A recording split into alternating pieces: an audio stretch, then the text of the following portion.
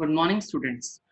Till now, we have covered computer network, SQL, and connectivity of SQL and Python.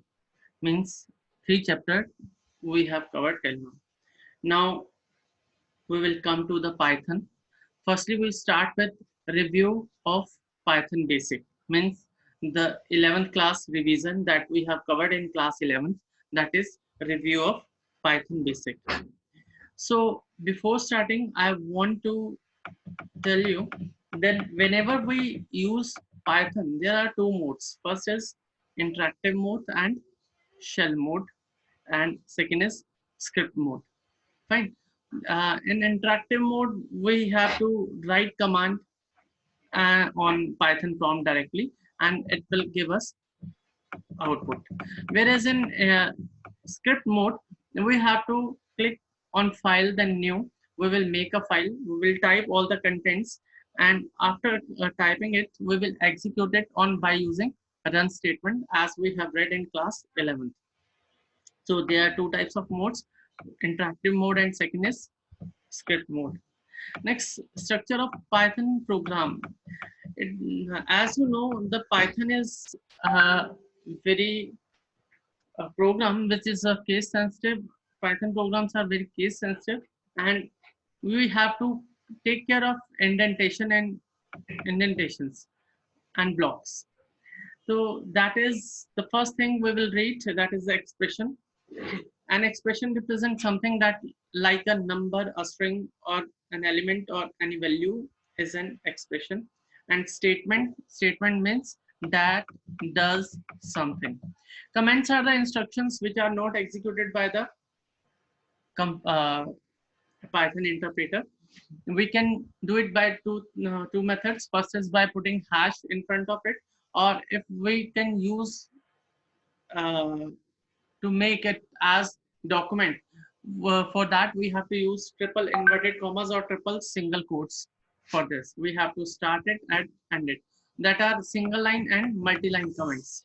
Next is function. Function is a set of instruction or that we can use to make a block and run it as many and number of times that we want.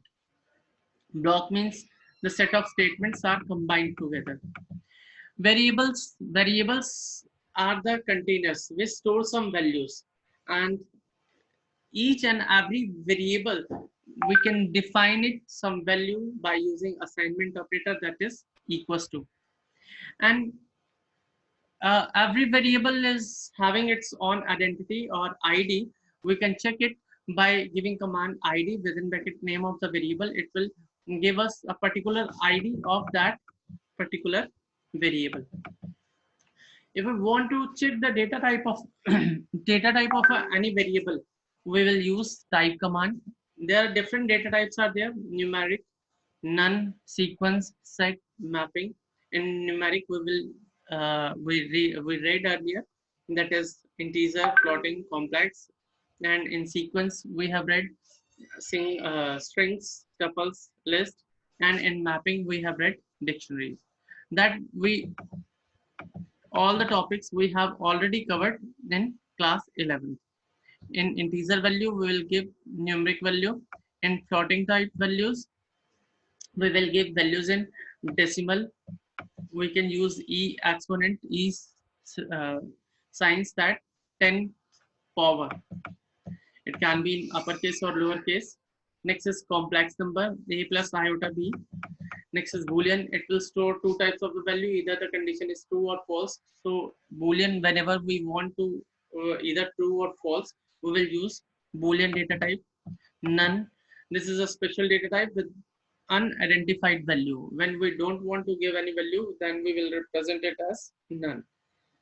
Whenever we will talk about sequence, we will talk about strings, list, and tuples.